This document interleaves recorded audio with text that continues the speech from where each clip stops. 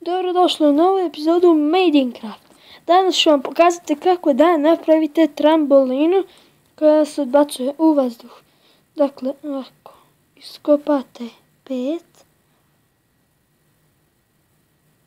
Sad ovamo 5, 2, 3, 4, 5, 2, 3, 4, 5.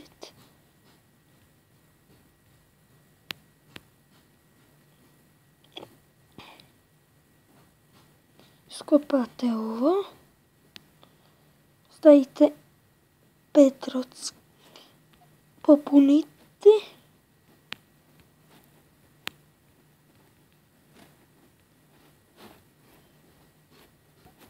kada popunite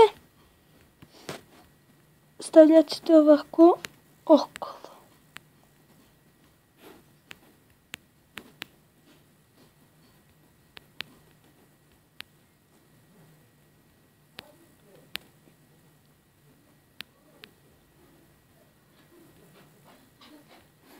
Sad uzmete vatrov paket, stavite ivicama ovako.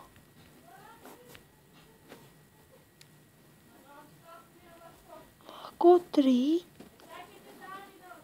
tako 3, tu 3 i tu 3.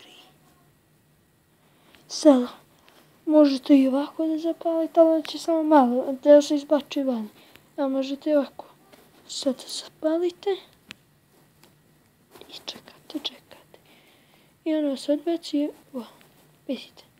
A ima još ovaj način, koji nije baš trambolina, ali to je isto.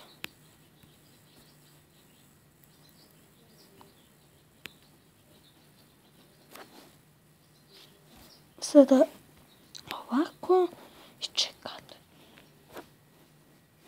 I ono će da vas izbaci. Pa ponekad i ne, ali evo, to je bilo to.